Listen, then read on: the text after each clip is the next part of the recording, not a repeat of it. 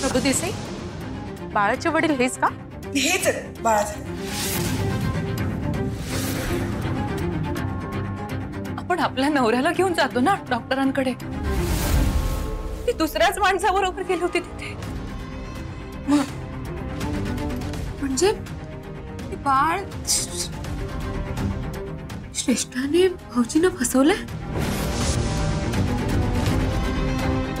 अक्काई म्हणजे भाऊजी निर्दोष आहेत. निर्दोष? तुला खरंच असं वाटतं लाडू की विश्वजित निर्दोष आहे? मान्य, श्रेष्ठाच्या पोटातलं बाळ त्यांचं नाहीये. तिने त्यांना फसवलंही असेल, पण त्यांचं नातं ते तर होतच ना, आत्ताही आहे. तिच्यासाठीच ते घरदार विसरले, संसारातल्या सगळ्या जबाबदाऱ्या विसरले. आणि त्यांनाही कुठेतरी हे माहित होतं की त्यांनी काय गुन्हा केला आहे. माहित होतं त्यांना, म्हणूनच इतके दिवस शांत होते ना ते. तरीही तू त्यांना निर्दोष म्हणतेस. अगं ते निर्दोष कसे? तू बरोबर बोलतेस तिच्यावर. कधी एकदा काव्याचं लग्न करून मोकळं होतो असं झालेलं ना तुम्हाला, म्हणून कसलाही विचार न करता कुणाच्याही गळ्यात बांधून दिली तुम्ही तिला. आज माझ्या लेकीचं आयुष्य उद्ध्वस्त झालं तुमच्यामुळे. तुझं काय डोकं फिरलं की काय? गळ्यात बांधली म्हणतेस? चांगलं घर बघूनच मी तिचं लग्न लावून दिलं ना. नालायक बाप आहे का मी? आहात, नालायकच आहात तुम्ही.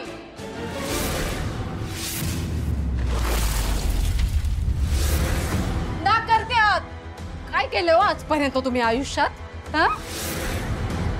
अंजली स्वतःची मुलगी नसतानाही तिचं थाटात लग्न लावून दिलं तुम्ही, आणि ती आता मस्त मजेत आहे. काव्याताई, काव्याच्या नशिबी हे भोग आले, हा माझा दोष आहे का? मग आमच्या वाट्याला हे उकिरड्यावरचं जगणं आलंय, ती तरी जबाबदारी घ्याल की नाही?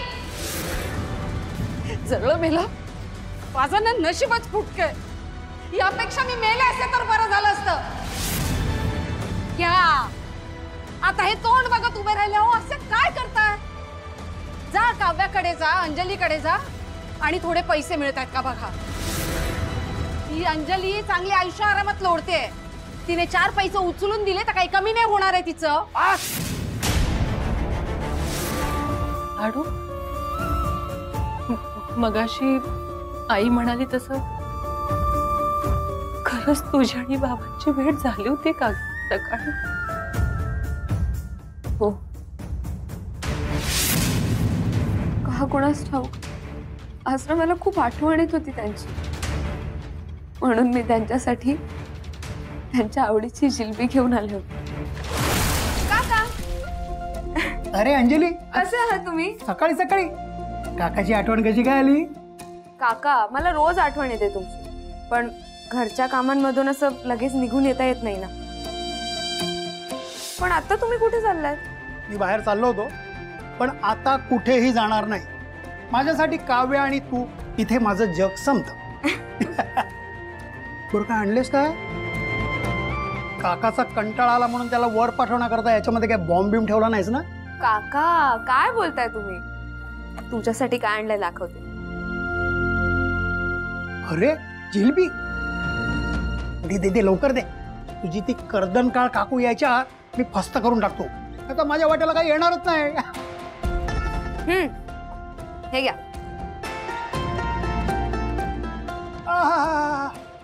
वा, अजून खा. तू बाबा म्हणतेस ना मला? बाबा आहे ना तुझा?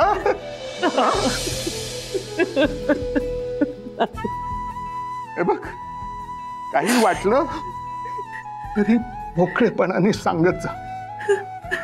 आणि तुला कधीही एकटं पडू देणार नाही.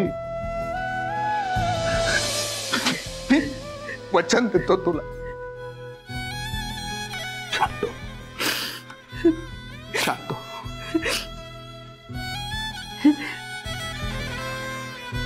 बाबा, आई कुठे आहेत? ती विश्वजित कडे गेली.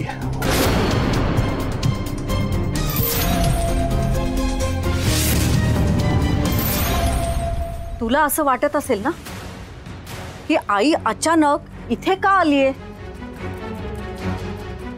नाही नाही आई, असं काहीच नाही. असं काही, तू बस ना, आपण बसून बोलू.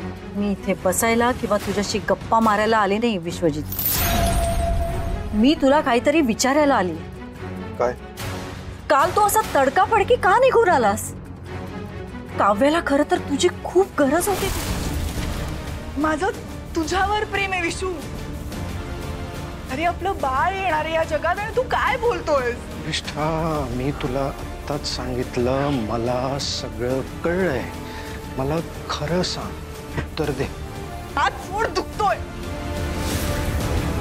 ऑलरेडी माझं डोकं दुखतंय आणि काय चाललंय तुझं हे? मला उत्तर हवंय. या बाळाचा खरा बाप कोण आहे सांग पटकन. दे उत्तर. हे बघ, रिपोर्टवर तुझंच नाव आहे ना? तूच आहेस बाप, तरी मला काय प्रश्न विचारतोय?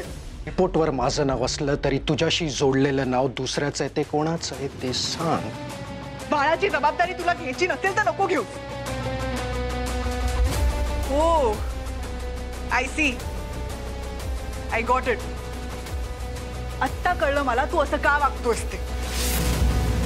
नोकरी गेलीये ना तुझी, आता पैशांचा प्रश्न पडला असेल तुला, म्हणून सगळा खर्च तू दुसऱ्या कोणाची तरी माथी मारायला बघतोयस, हो ना? प्रश्न पैशांचा नाहीच रेचा, प्रश्न विश्वासाचा आहे. आणि तू माझा विश्वासघात केलायस.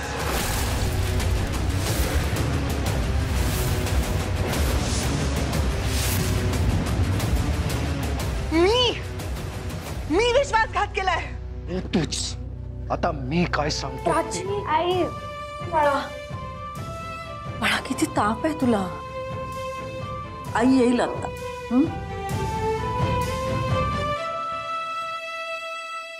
डॅडू,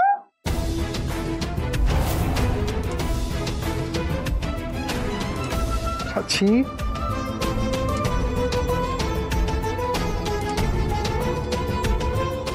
डॅडू तू कसा आहेस? मी बरं आहे. ताप अजून उतरलंच नाहीये. तुझी आठवण येत होती म्हणून तिला ताप आलाय. तू तुझी बाहेरची कामं करत होतास आणि घरच्यांना त्रास.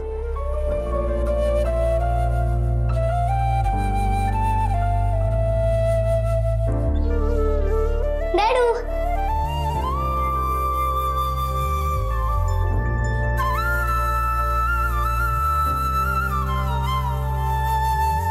डॅडू, आम्ही तुला खूप मिस केलं.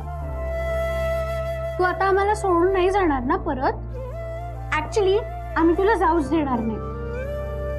हो डॅडू, तू कुठेही जायचं नाही. नाही बाळांनो, मी तुम्हा दोघांना सोडून कुठेही जाणार नाहीये.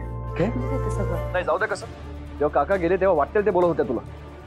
तू अपशकून येस वगैरे काय? तेव्हा काकूची मनस्थिती ठीक नव्हती ना.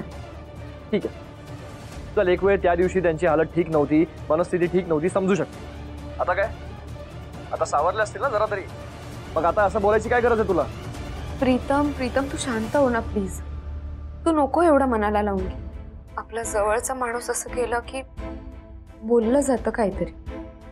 बरं ते सगळं जाऊ दे. तू मला सांग, घरी सगळं ठीक आहे ना?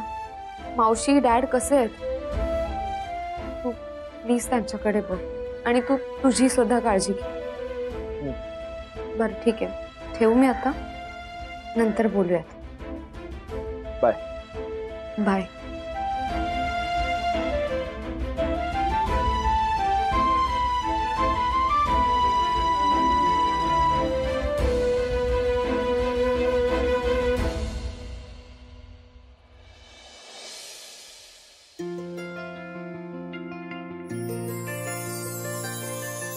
प्रीतम,